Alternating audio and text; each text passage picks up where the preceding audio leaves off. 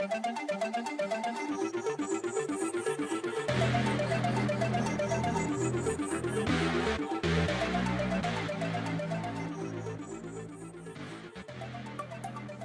to Theory of Conspiracy. Don't adjust your headset, you are listening to three northern lads from the UK talking about their own beliefs whilst challenging each other's. Hi TheoCons, welcome back. Welcome to episode 9, which was our longest recording yet. Such a massive subject with so many opportunities to go off on a tangent. I ended up cutting about the last 30 minutes of our chat, but you've not missed too much, just panspermia, Elon Musk, terraforming, David Icke, the hollow moon, and the remaining 2/3 of the Great Filter List. I'm sure we'll cover these subjects on future episodes, but I'll throw up a link to the Great Filter List on our social media pages, which as usual is at TheoConPod, which is at TheoConPod. And as always, it'd be great if you can give us a review, a like, and a subscribe on whichever platform you get your podcast from. Enjoy.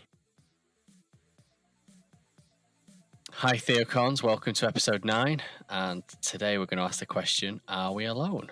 I pretty much think this is going to be freestyled by most of us, although Carlos has done some heavy prep. He's been watching a lot of alien-type documentaries recently and been posting about it quite a lot in our WhatsApp, as well as the usual Nazis and all the other things. Yeah, I'm gonna hand over to Carlos then to kick us off. Can I just answer that? Yes, I do post and do communicate a lot of this, but I like sharing information. So thank you for receiving my information and communication. But yeah, I know sometimes I might post at that daft o'clock in the morning, or I might leave you a 3 or 4, even a 5-minute voice message of my theories of what's going on. So I appreciate that you take time to listen to it and read it all. This is a subject where I think everybody has an opinion on, good, bad, or indifferent.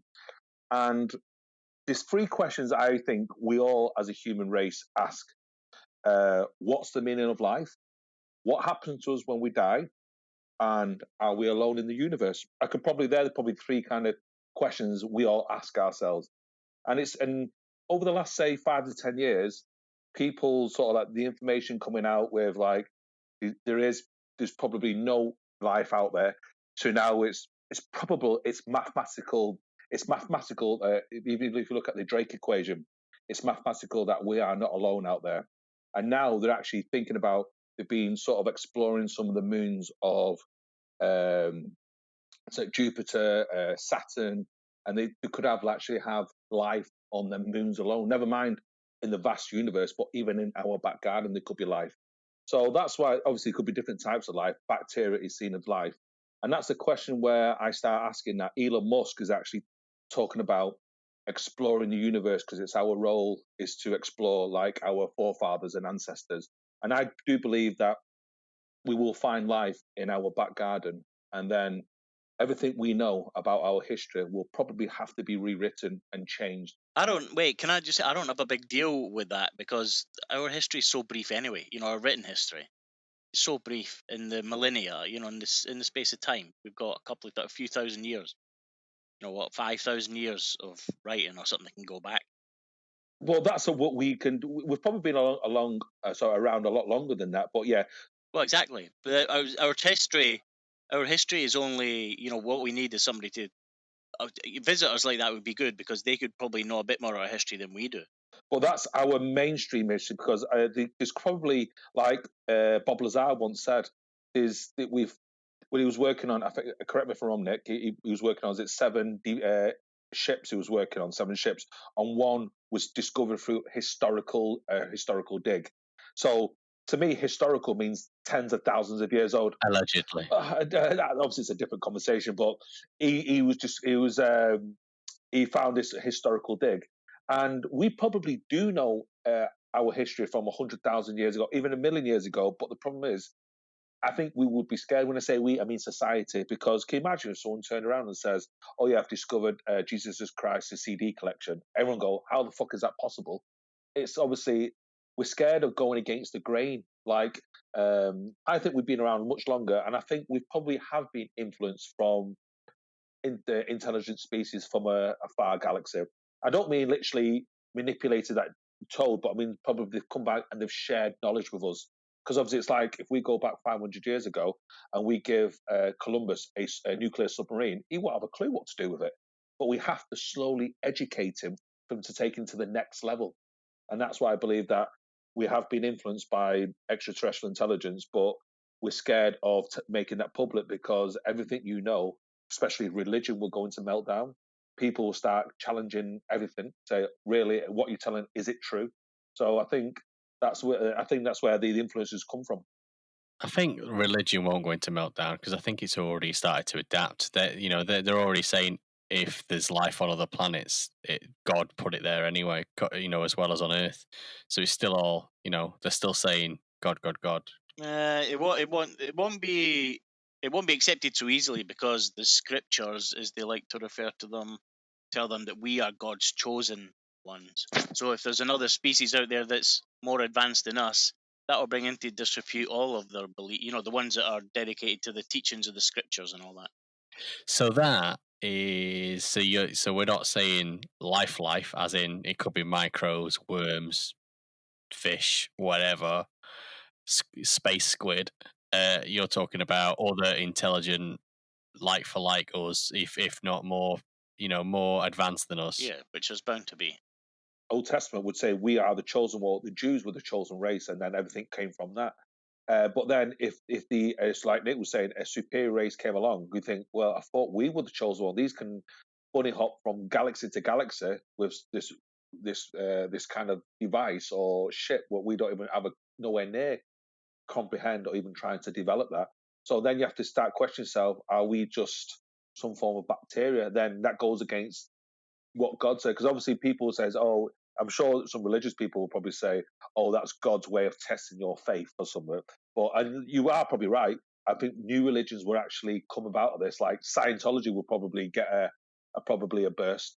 But it goes back to the original question would be, are we alone in the universe? I think we are not alone. I think there is intelligent life out there. I'm not even talking about the universe. I'm just talking about our Milky Way galaxy. I think the Drake equation talks about is being if you're being conservative, there's 10,000 intelligent species living on planets out there, but that's conservative now because obviously the amount of planets we have there, it could be millions of civilizations living out just in the Milky Way galaxy alone. Yeah, I was going to bring you back to the Drake equation and maybe see if you wanted to explain it. That is one of the few things last night when we picked the topic I just refreshed my memory about. So, do you want to go for it, Carlos, or do you want me to? No, sorry. The Drake. Correct me if I sort of digress or move on to it. To simplify the Drake equation, it talks about how many habitable planets are wandering in what we call in Goldilocks zone. So that means it's not too close to the star, not too far away. Also, it takes a certain type of star. It can't be our star is perfect. It can't be something like Betelgeuse where it's just too big, burns too bright, and it'll probably go supernova soon. So it has to be a certain type of star. There's certain parts where it lives in the Milky Way galaxy, because if it's too close to the middle, it'd be too close to the black hole. Obviously, if it's too far out into the spiral, it will get flung out. We're sort of like 3/4 out from the center. We're just perfectly situated, and that's what it talks about: the perfect star in the perfect part of the galaxy, in the perfect position of your solar system. Yeah, so Frank Drake in 1961 came up with it, and yeah, it's about probabilities, supposedly to prove the existence of alien life. So yeah, it's about the rate of star formation, which is a number they can pretty much work out. The percentage of those stars that then have inhabited planets. Obviously, you spoke about the Goldilocks zone. So if they're outside the Goldilocks zone, they won't be inhabited. The fraction of those planets that then develop life, the fraction of that life that then becomes on to be intelligent life, and the fraction of that that has detectable technology, and finally, the length of time that that intelligent life or technological intelligent life is detectable for. So they don't kill. So they don't blow themselves up, basically. Well, we can go into what detectable time and stuff further on, but apparently when they had their first meeting, oh no, it was the first SETI meeting, which is the Search for Terrestrial Intelligence. Apparently, there were 10 people in that meeting. Frank Drake, Carl Sagan was one of them. And they speculated based on this formula that the number of civilizations in the Milky Way galaxy was between 1,000 and 100 million civilizations. Two of the other guys, another guy called Frank Tipler and John Barrow, they were quite pessimistic, and they speculated that the average number of civilizations in a galaxy was much less than one, i.e., we're the only advanced civilization. I agree that the fact that all those other percentages, so the more you add a percentage of a percentage of a percentage, it gets less and less unlikely. But because of the overwhelming massive numbers you start with, i.e., you start with the number of stars in that galaxy, these are still massive numbers. And even though you're coming down to fractions, you're still ending up with some big numbers. But early on, those that develop life, I think that's got to be a lot more common. Yeah, because it goes back to it, I think it's common because obviously it's got the numbers are so vast that you think to yourself it could have. We can't be the only freak of nature. We can't be. This freak of nature has to have happened multiple times in our back garden. When I say back garden, I'm referring to the Milky Way galaxy. The Milky Way. Well, yeah. By life, I don't mean intelligent though. I just mean Bacteria. Whether it's algae, whatever. For algae, right, algae right up to quadrupeds eating grass, whatever. Okay, yeah. Lions, tigers, and bears, all that shit. Wait, so you think there's a chance we may be at the top of the food chain in the universe? You think there's a chance? Someone's got to be first, haven't they? Somebody's got to be the first in, the first advanced life. So, yeah, I mean, the chances are that you're first. It's a lottery. But no, I don't think if the annals in time, then judging by where we are in time and compared to the universe, there's no way that we are first. 9 billion years into it, decided to create life or whatever it is supposed to be. What's the universe? Is it 15 billion years old? 13.8 13.8 billion years old. 13.8. Yes. And Earth is how many billion years old? 4.6 billion. So, before the Earth got created, so obviously when the Big Bang, if it was a Big Bang, that's all debatable. When there was a Big Bang, all this matter got spewed out into this empty space, and that empty space is expanding and it's accelerating. But initially, this is the so-called theory. Initially, it was all hydrogen, which is the most basic form of matter. There was that much hydrogen, it started clumping up in bits, and then as it clumps together, it forms its own gravity, and it clumps and it clumps and it clumps, and the more that gets squished together, the hotter it gets, and it ignites, and it goes bang, and that's basically your first star. And as that blows up, in that reaction, more elements come out, and every element, as you go up the period table, gets heavier and heavier and heavier. So obviously the first, who knows how long that first star takes to happen, or stars, and then more stars and more stars. So it's all these thermonuclear explosions going off, creating stars, blowing up, which create more stars, which create heavier elements. So you've got a massive period at the beginning of billions of years before you've even got the heavy enough elements to start constructing planets. No, that's not right. That's not right. All that there was well before that. They've got planets where we are in our life cycle, our solar system, our galaxy. That's gone on billions of times before us. They can see it. You can see it already in the past. That's what they measure. Where we are now, they've seen, but they just haven't been able to measure any light. Earth is a third of the age of the universe.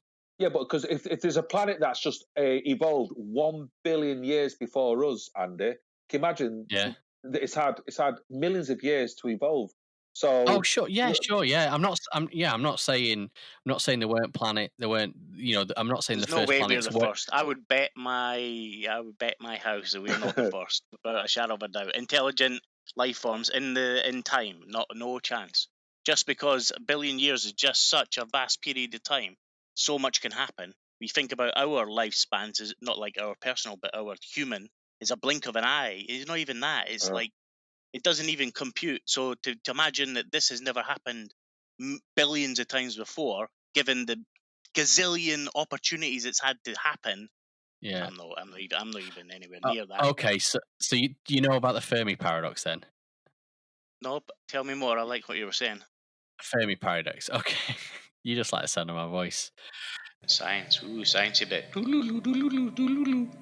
So there's an Italian American physicist, I think he was, called Enrico Fermi, and he was walking around with a couple of other scientists one lunchtime or something. The story goes, and they start talking about the same conversation we just had. You know, surely this happened billions of times, and he's going, well, if it has, where are all the aliens? Where is everyone? You know, he's the guy that basically coined that phrase. You know, where is everyone? And the two guys that he was with coined it, named it after him, and called it the Fermi paradox. So basically, the paradox is, if this has happened all these times, why is there no detectable signals? Why have we not? What, you know, where are all the aliens on our planet? You know, why? Millions of reasons, but I'll give you one: just time itself. Because so like you said before, the chance of somebody observing our output into the galaxy is minuscule. Same chance we've got of observing anyway, and because intelligent life like this can come and go so quickly, you know, an asteroid could come and just wipe out, and we will do nothing in space for another, you know, a couple of thousand years. That'll knock us back to the caves. We'll become Yeah. retarded again. There'll be no education. People will pick berries, eat worms, and scratch their ass. So that'll all happen again. That'll all start again, like it might have started, you know, happened before, pretty similarly. And that can happen. And so, yeah, just for that, there's one reason. There's no detection now. I'll share something on social media. It's a picture of the Milky Way, and there's a blue dot in the Milky Way, and the blue dot is like a circle around Earth. This blue dot, and that blue dot indicates how far our own transmissions have. Where they're detectable. Our detectable transmissions, basically. So we invented radio, or the first radio transmission was actually done in 1895, so 125 years ago. So, and believe me, the picture, when you see it, it's it's a tiny speck. It's, I don't doubt it. Exactly. So they would have to have better intelligence. You know, they would have to have better technology to see into that rather than rely on us getting to them. You know, so as in wormholes and all that other shite. You know, detecting it through other ways other than. Even if our comms were at the speed of light, that circle wouldn't be that much bigger. Our actual first intended message, which was broadcast to space, was actually in 1974. You know, so many of those messages, or a lot of that message, all those radio transmissions that were prior to 1974, probably get garbled by our ionosphere anyway. So, which weakens it, distorts it, and again, you know, makes it just basically not even detectable. So, really, we've only got 40 odd years of transmission. We're probably relying on our technology to detect our technology. Like Nick was saying before, they've probably got their own kind of system, like be able to detect. They could probably zoom in and out and focus in. How can you detect something if a wave? 'Cause it's all about waves, whether it's light waves. Wormholes. How can you? Wormholes. But if it's not reached you, so they just open random wormholes in the chance that they can hear something. No, wormholes is a connection between 2 points in space, not Yeah. not connected by distance. So yeah, in effect, they can open up right beside us and go, oh look. Yeah, but why would they open one right beside us? That's what I'm saying. When there's so much space in it, just in our galaxy, never mind the universe. But again, like Carlos says, you're only applying our technology to it. You know, they might have scanners that are just looking for anything, and it will just pick it up because it scans through wormholes. You know, what technology that we don't know. You know, there's any load of reasons it's possible. Can you imagine saying to our grandparents, in 50 years' time, 100 years' time, you won't need to leave your house. You can communicate with everyone. You can physically see them. You can talk to them on your TV or your laptop Yeah, or they your did say iPad. that to our grandparents, mate. They did say No, that but to our grandparents. they'll be saying there'll be things that's practically witchcraft. So it goes back to your original question: are we top of the food chain? I think we are nowhere near the food chain. I think we've just come out of the womb, basically. And I personally, and people, and it goes back to the question: okay, then if we're just literally literally a new species, why would they take notices of us? I personally think, this is my personal opinion, I think we are the freak show of the universe, because you've got these kind of tribal monkeys who have got this technology, but they have the ability to blow the planet up and blow other planets up. So I think they are probably watching us, because we are probably the Jerry Springer of the cosmos, because we are a freak show. We still argue about racial equality. We still, Nah. because we've got this technology. We are literally practically monkeys, Nick. We're monkeys. We're just literally out the Yeah. jungles. We're We are nothing a freak special. show. We're a freak show. So We you're are a assuming freak we're show. something special. No, you're assuming. You go back to your ants analogy, innit? We're No, a freak show. even lower than that. No, even lower than that. Why would they even bother with us? Like you say, go back to the ants. We don't bother when ants are raging war in the forest beside us. We have the ability to blow up our planet and blow up other planets. So we're these monkeys. Yeah, but like have they this. would care about that. They are nowhere near us. Why would they even bother? I'm sure there's far more interesting things in the universe to be doing than coming fucking watching a load of ants. Take this to the next level. So they're probably saying, do you know that place called Earth? Have you seen them now? They've got this technology where they can actually blow the nuclear XYZ. They can blow themselves up, but also give it another 5,000 years or 10,000 years. They'd be able to manipulate other planets and blow them planets up. Maybe we need to keep an eye on them and just sort of guide them, because it's a bit, you wouldn't give your child a loaded pistol. Well, they're not doing a very good job of the guiding then, are they? If this is the path they're guiding us down, to be fair. No, but you need. I believe in free will, because it's like, you understand that person is a bad person. You try and There's no such thing as free will. Oh well, that's a different question. There is free will. I think, obviously that's a totally different question. I do think they say, okay, we're going to let you make your mistakes, but also we need to make sure you don't become a problem, because if you identify a person to be a problem, you in the older days you'll probably eliminate that person, but now you try and coach them through education, through love, through TLC. They're probably made doing say, listen, we accept that you're going to make your own decisions in life, but also in 10,000 years, you might become a serious problem, because in Elon Musk wants to be living on Mars within 50 years. So once we colonize Mars in 50 years and we start terraforming Mars, then we can start terraforming all the moons of our solar system. Then we take it to the next and we start exploring other solar systems. But we could be a pirate kind of civilization where we're actually a negative. So maybe they are watching us like we watch butterflies, like we watch ants, like we watch bacteria. And we're just saying, oh, watch this evolve. Watch this organism turn into two organisms, turn into three. And that's where, so I do think I think we're bottom of the food. This is my personal opinion. I might upset everyone, but I think we are bottom of the food chain. We are literally bottom. I think you take your knowledge of alien species from the No. movie, The Day the Earth Stood Still, man. From the 50s. Yeah. We're so arrogant to think we are number one. I think we are. I won't say we are bottom of the food chain. We're not the bottom. We are near the bottom. We've just left the womb, basically. And it The goes back galactic to food chain, do you mean? Because we're top of the galactic food chain on this planet, obviously. on this planet. Yeah, on this planet. You go back to one of the original questions you asked regarding the Drake equation. He says the probability is just one intelligent species living in this galaxy. I remember talking to this guy who is was a religious person, but now he's a fucking devout atheist. And he was just threw this, and I think he's a bit of a writer as well.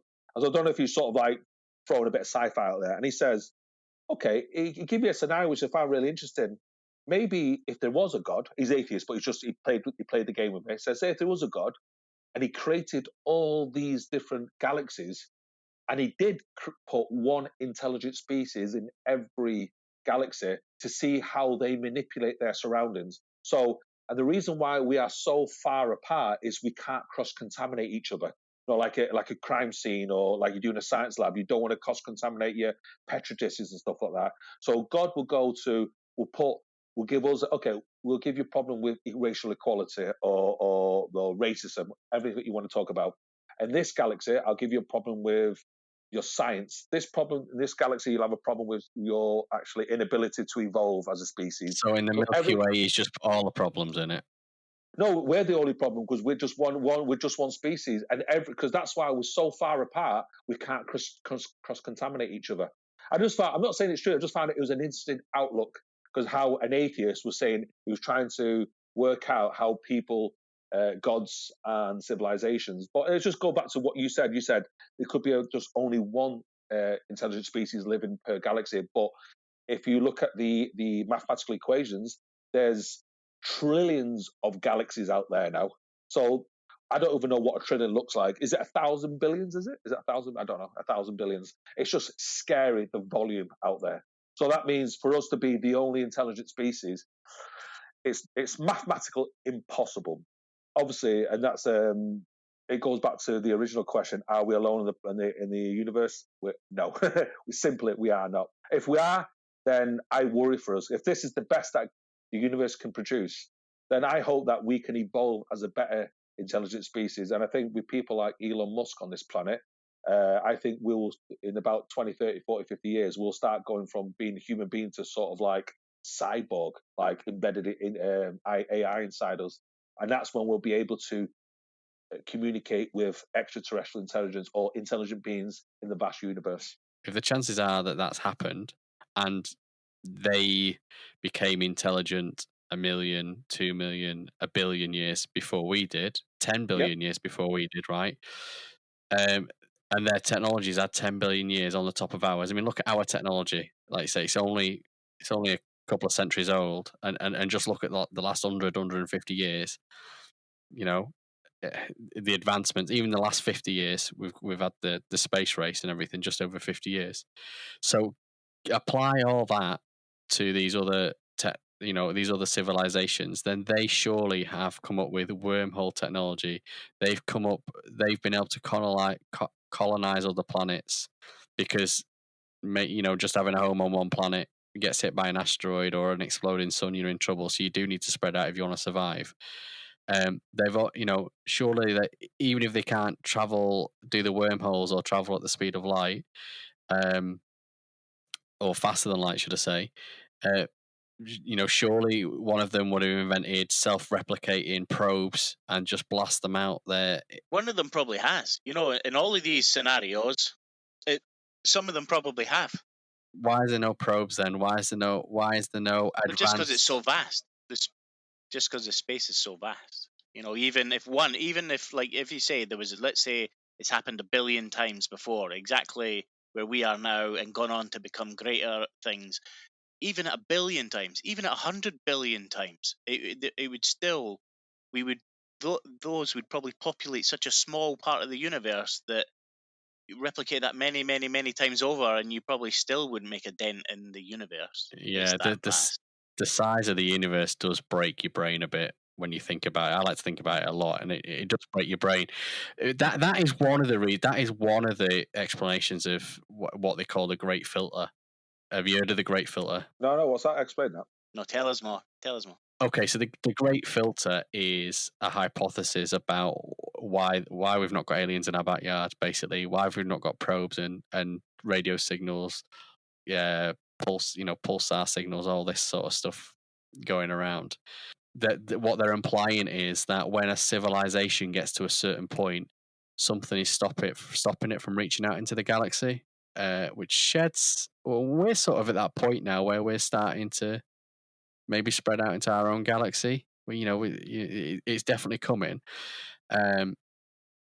So it's pretty scary if there is some sort of filter there that's going to suddenly stop us. So I'll run through these. There's quite a few of them, but I'll run through them. So first one is extraterrestrial life is rare or non-existent. We all pretty much agree that the chances that is non-existent. The next one is of that life, none of them are intelligent species. Again, we don't think that's very probable. We think that probably, that there is. alien species lack advanced technologies. Sorry, intelligent alien species lack advanced technologies. There's the water world hypothesis. That basically is basically saying that actually, so we're 70% water on Earth. Yep. But what they're saying is actually that's quite rare. Maybe, if you look at Io and things like that, these moons you mentioned earlier, the reason we want to go to them is because they are bodies of water. Mass bodies of water, yeah. Yeah. Even if they're frozen, but they've got a warm core, so it's still liquid, etc. So if you think about they are basically water worlds. So if life is going to develop in water, which is how our life developed before we crawled out onto land, then it's very hard to create fire and therefore use fire to go forward. And you might be very clever. There might be millions of worlds out there with talking dolphins and shit. But they ain't building a spaceship anytime soon or a radio to broadcast us. But Because I think there will be millions of species who have got no interest in escaping, and live a more holistic life, kind of, or a more enlightened life, probably, more harmonious, like, I don't know, singing on the rocks or whatever, I don't know. But, they're just not the thirsty, hate-filled, greedy monkeys that we are. So, do you think, as a species, to evolve in the cosmos, we need to be a little bit benevolent because all our technology has vastly evolved because of war. So, we are a warring species. So, do you think if we were more benevolent, I won't say we'd probably live in the Gardens of Eden, for example, but because war, like America and Russia, obviously, World War II took technologies to the next level, but then the Cold War practically started straight after World War II. So technology, Sputnik was sent into space. Obviously, Americans with the space race to the moon. Technology took a quantum leap forward. So what I'm trying to say is, do you think because if you're a warring species or a benevolent species, your technology improves so much faster? If you're peaceful and content and everything's hunky dory, everything's totally happy, why would you change anything? I'm just going to carry on doing this. It's a good question. I'll do what I did tomorrow, what I did yesterday, and what I did today. I'm feeling pretty happy about it. I don't need to change anything. I think war accelerates, but we've only been a warring species. But maybe if we were more benevolent species, maybe we would encourage people more because obviously war suppresses people. So maybe, like, if we look at the great minds of the last, say, 500 years, from Tesla to Newton to Michelangelo and Da Vinci and so forth, these people, a lot of their stuff were probably suppressed. So obviously, war, in my eyes, does accelerate, but also could suppress other areas. But if we were more of a benevolent, we would encourage you. But yes, Andy, fantastic idea. Go for it. Nick, you've come up with a new idea. Go for it. I won't even. Are you going to give it to the world for free? Brilliant. Fantastic. Give it to the world for free. Let's not make any money on it. So it has. I'm just thinking, well, if we were more benevolent, maybe we would probably be far more superior because if Nikola Tesla was allowed to give all his patents away for free and not bothered about making money, would that have made us an even more advanced species? Yep, I agree that we definitely would be. We'd be in a better place. We wouldn't be spending all this money. I mean, we spend so much money trying to leave this planet when we've got so much money to spend fixing this planet or stop dirtying this planet. What's the point of everybody flying off to another planet just to fuck that one over as well? I think they should fix the problems they got here first before they start pissing off to the next place. Because of the money. We're an inquisitive species, so when we were dwelling in caves munching on bananas, we just said, what's behind that bush, what's above that mountain, and what's across that continent. So it's in our DNA. We want to explore the solar system. So obviously we need to look after this planet. We're temporary. Do you think we're temporary? Do you think we'll kill ourselves? Without a doubt, we're temporary. I think, maybe the next mammals that rise up from the earth will be more benevolent. Our dolphin overlords. Yeah, whoever it is. The crocodile. We are not making good use of our stewardship of this planet, that's for sure. No, if somebody was to look back. That segues right back into this list. So the next one was is the nature of intelligent life to destroy itself. Well, that's we're only judging that by our own standards because that's what we do, that's what we see. Yeah, there's probably plenty of intelligent life that is more benevolent and doesn't drive to destroy itself, but drives to enrich each other. We have empathy. Yeah, but the problem with empathy is it's not the strongest of emotions, and it develops really late in life. You don't get it until you're past your mid-20s, probably. And but I think there's more, because obviously there's probably, if you believe, I was reading a book on psychopaths, and there's between 3 to 6% of the world's population are psychopaths. That's the numbers you're looking at. It's probably that 4 to 500 million people could be psychopaths. So that's a lot of psychopaths, and probably these psychopaths are probably in high position jobs, CEOs of companies, heads of states, or running monarchs, or running empires. But also, that is a fact, Carlos. Yeah, and that's been proven. Yeah, and it's also obviously the people who do have empathy are probably outnumbered, say 90 to 95%. So I think that 95%, like I'm not perfect. I'm not one saying I'm perfect, but I consider myself a good lad, and I would always try and do the right thing. Yes, do I make mistakes? Fucking right, I make mistakes, but I always try and do the right thing. I think, Carlos, on empathy, it's been proven in psychological tests. People only have true empathy for their immediate kin and friends and family. True empathy rarely extends any further than our friend. Yeah, we'll feel sorry for somebody and stuff, but not true empathy to, we wouldn't do the extent of things for a stranger in the same situation that we would do for one of our loved ones. Because I just think we would outnumber that. The good always outnumbers the bad, and the bad always gets the press. But I think when it comes to, I don't think we're kind of species we'll all stand hand in hand and jump off a cliff. I don't believe that. I think we'll just literally we'll stand there and goes, listen, we need to change. If we don't change, then this is the outlook. I think we do better in the smaller tribal setting, 100, couple of hundred people tops, because we exist. We can perform better in those units. There's more empathy to be shared among the units. When you start, throwing it wider afield, then your needs become greater than their needs. There's a writer called Andrew Main. He's the opposite outlook of that. He believes that the more brains on the planet, the more Einsteins you're gonna have, and they're going to be able to fix these problems that we're running into.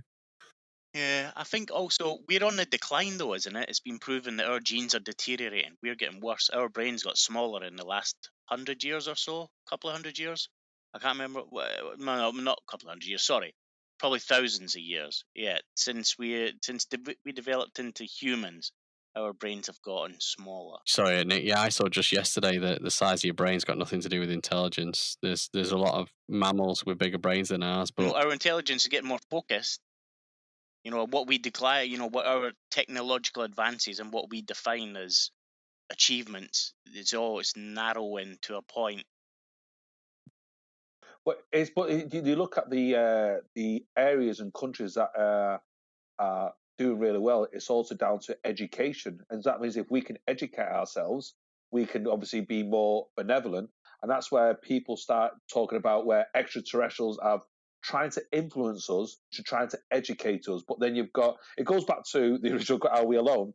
And I've read, I think I've sent you both a clip where the granddaughter of President Roosevelt, I think her name was Lauren or Laura, can't remember. She actually confirms that he had secret meetings with extra. Obviously, I'm just paraphrasing, and I'm also quote unquote what she's saying. She says my grandfather did have meetings with sections of intelligent species, and she talks about 47 different types of species we've been in communication with. Some have ulterior motives, and it's the yin and yang. Some are good, some are bad, some are indifferent. You get some species who want to get us to eradicate all our weapons, which sounds a bit. Why do you want to be defenseless? But then you've got others who just want to sort of take us, share their technology, but they're also scared that the technology, we would use that technology to do bad things with it. So you get other people, and that's the bit where it goes back what you saying about intellect. Maybe I'm just paraphrasing. I'm also quote unquote in the granddaughter of Roosevelt. She's saying the species like that want to help us, but there's people who don't want to, because they're taking us down a different route, which is more civilized, more a benevolent kind of life. And these people won't benefit from that. Sometimes a lot of these species on our planet, people benefit from war because obviously war drives money. It creates money, it creates wealth for a lot of people, the minority rather than the majority. And that's the bit where we need to educate ourselves. So this has turned the podcast around a corner then, really, because and I'll probably speak for Nick as well, because not speak for Nick, that's probably the wrong word, but Nick, I'm probably right in saying that you and Carlos both think aliens are here and, undercover, blah blah blah. They visited us. So if you're of the, I said they visited us. I've said the visitor. I'm not saying they're undercover. I said the visitors. if you're of the camp that they visit us, aliens have been here, right? Whether it's one alien species, multiple alien species, I don't know. But then all this stuff we've been talking about, the Great Filter, we're sort of saying that the Great Filter is not there. I think it's not there. I think it personally it's not there. No. Elements of it could be there. I mean, we're not overrun by them for sure. If they can get here, then why are they not detectable? Well, I don't know what the reasons are, how, where, why, but I'm just in the camp that it's probable, and they could have well been and gone, be here currently, maybe engaged with senior, leaders. Who knows? I wish. I do think that we are in the species on the planet now are in dire need, and I'm not just Corona. I just mean like all the polluting. The state of the seas, the things that we're doing, or fishing with huge nets, like going for miles and just scoop up fucking everything. All of that kind of stuff, man. It's just horrendous. We are vile. We're only touching the surface, Nick. That's just we're only touching that. That's like it's like saying plastic bags are destroying the planet. It's just the planet has survived heavy bombardment. It's survived tectonic plates. It's survived volcanoes, tsunamis. We're not even impacting the planet. The planet will just wipe us off if it wants to. We're just on the boob. We're just sucking the milk on the boob. We're not even manipulating. But in terms of the original question is the reason why probably in my personal opinion they've not shown themselves. I consider us three very open-minded. Hence, we've got a podcast. We're very open-minded. If I said to you, Nick, Andy, look out your back window. There's a craft. I would absolutely shit myself. And I consider myself a very, very open-minded person, probably more so than most people that walk the face of this planet. And if I'm shitting myself, what would the 7.5 billion people be like? That looking out your back window UFO thing, man, literally happened to me. I can't quite remember what age I was. I was definitely still in school, just me and my sister in the house. And we looked out of the back window of the house, and it was a proper craft moving across the sky, just like the spaceships you see in V. Remember V? That program, Yeah. V, or do you know They were lizards as well. Yeah, Independence Day, where there's just that classic craft shape, and it was just slowly. I don't think I've ever told Nick this, and it was just slowly moving from left to right across the horizon. You could see the shape. What year was this? It was Warrington, and it was probably in the 90s. Carlos, I'll tell you exactly what it is. But for those couple of minutes, me and my sister were looking at it, going, "Oh my god, what the hell is that? It's a spaceship. It's a spaceship. There's nothing else it can be." Goes out in the street. My neighbour works at or my neighbour at the time works at Manchester Airport, and he's like, "Oh, we get this all the time. It's actually a blimp." So, but because it was a certain distance away, and because of the temperature of the land and the sky and the air at the time, it squashes the image of the blimp from being a blimp shape, a cigar shape, into a disc with pointy edges. But oh my god, that if I could have taken a picture of that, in fact, I tried to take a picture of it, and it was back before mobile phones and everything. I tried to take a picture of it, and I think I had black and white film and a camera or something, and anyway, it just didn't come out. It didn't work. But it was right off the TV. That's all I'm saying. And then he goes, "Oh yeah, we get dozens of phone calls all the time. Every time they move it, he goes, oh yeah, it's come from Burton Wood, and it's probably going over to Manchester and like that." Yeah. So he was having a good laugh. What happened to the blimps, man? I wish they still had them. I do. Yeah. I do like. Well, that's what the U stands for in UFO, unidentified. So the 1995, 96, 97, 97, 98, 99% can be explained. It's that 1, 2, 3% we can't explain. But it goes to the original question: if we've seen something like you and your sister had that kind of moment, you think, "But okay." But if I say, "Look, there's a craft there parked outside your house," you would shit yourself, Andy and Nick. You would shit yourselves, and I consider you two very open-minded guys. Can you imagine these people who are not open-minded? It would be I it'd wouldn't shit be myself turmoil. until the lasers started firing, then I'd shit myself. At first, I'd be like, "This is cool." I was the same. I didn't shit myself, but I was very panicky as if to go, oh my god. It was like a nervousness of like, oh my god, if that is a spaceship, because that's what my eyes were telling me at the time. Oh my god, the ramifications, the whole world has changed. Just like probably feelings we've had recently because of Corona. We know that the world is not going to be the same place, and that's just what I thought. I was like, oh my god, this is it's the moment. Nothing's ever going to be the Did you same start again. crying and say you didn't want to die a virgin? But obviously, because I know a lot of your Twitter handles and social media handles are related to being abductees and stuff like that. So Yeah. clearly, you are.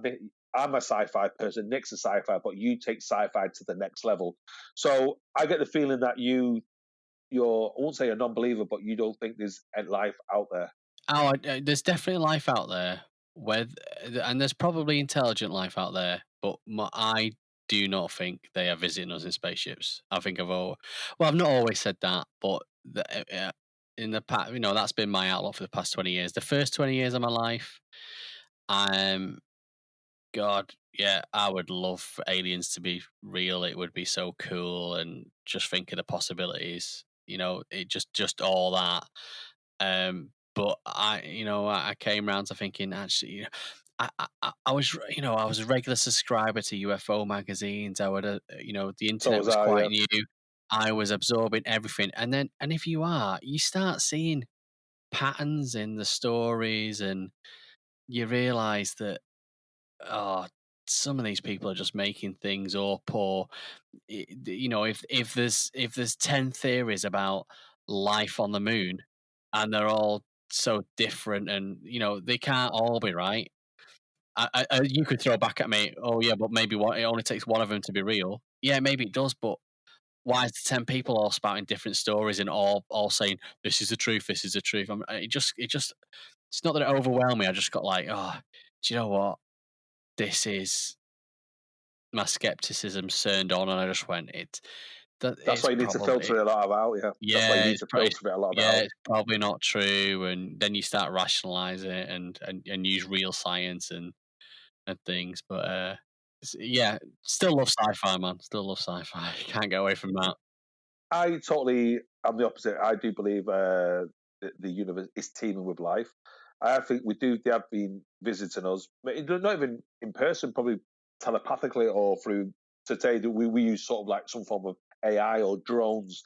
But it goes Not back to really the question. covered. Sorry, Carlos, mate. Not really covered telepathy. The aliens communicating with us, sensing us, detecting us by telepathy from the other side of the universe. Telepathy is instant, surely, is it? Because if you like, I'm like you. And when I was a kid, I was a bit of a geek, but I didn't tell him I was a geek. I used to buy all these UFO magazines and stuff like that. I remember reading this certain magazine. I was probably about 14, 15. And I always, like, when you're a kid, you always say, who's the strongest man in the world? Who's the strongest animal in the world? And I always thought, and I tried to look, if they want a vast universe, there has to be, like you just said, top of the food chain. Who would be the strongest alien out there, or strongest intelligent extraterrestrial? And they always refer back to the Actorians, and it's a good one. Actorians. It's a star galaxy, and they live in 9 dimensions, and they are the guardians of the Milky Way galaxy, and they talk and they communicate through telepathy, but they are benevolent. And Are you reading the back of a top trump card? No, this Where is did you read about them, Carlos? How did they get in touch with us? Well, the thing is, we can't get in touch with us because we're not even on their realm. We're not even there. They So go how through. have they popped up? How have they popped up into our existence if they're not in our realm? Because other intelligent species, like the ones we're partly in communication was the Nordics or the tall whites. That's where the people talk about Adolf Hitler got his ideology that I need a strong Aryan blonde blue haired, because they call them the Nordics. They're about 8 foot tall. They're very white and blonde hair, kind of very white hair, and they're called the Nordics or the and also you've got the Greys, and they talk about other intelligent species, and they've been telling the main, the sort of like the daddy of all the intelligent are the Ectorians, and you don't fuck with them. They are the guardians of the galaxy, kind of thing. Stick around for some bloopers and sound bites taken out of context that didn't make the edit for this episode, and don't forget to like and subscribe. Yeah. Yeah. I bet his pants are really tight. He's that excited. No. No. I've been. No, I am literally very, very, very excited. I was asleep before, and now we're literally excited. Why can you tell I'm really excited about this? Yeah, really excited. I was thinking exactly the same thing, how excited you were. Lads, you don't appreciate how much I look forward. Nick's probably like sees this as a chore. Me, I'm the polar opposite. I fucking look forward to this. I'm actually counting down the minutes and the hours. Yes, I'm excited. Podcast today. I don't even know what we're talking about. So, yeah, but I'm sure I've got an opinion on it, whatever it is. This daily unlimited exercise doesn't fucking exist. So, because nobody does it, unlimited exercise. It's like having unlimited drink or limited food. There's only so much you can do. Did you start crying and say you didn't want to die a virgin? Touch your pee-pee, Andy. Touch your pee-pee. Oh, I'm always touching my pee-pee. That's what Nick taught me when I was 16. Touch your pee-pee, Carlos. Touch your pee-pee. That's what he said. Can you imagine if someone turned around and says, "Oh yeah, I've discovered Jesus Christ's CD collection"? You waffling? No. What do you mean waffling? It's a question. You need to ask the question. It's an answer, I should say. Shush. Oh man, I've got fucking hours still left, mate. Just leave it recording for Carlos, and he can do a big monologue, Andy, and you can get all the snippets at the end.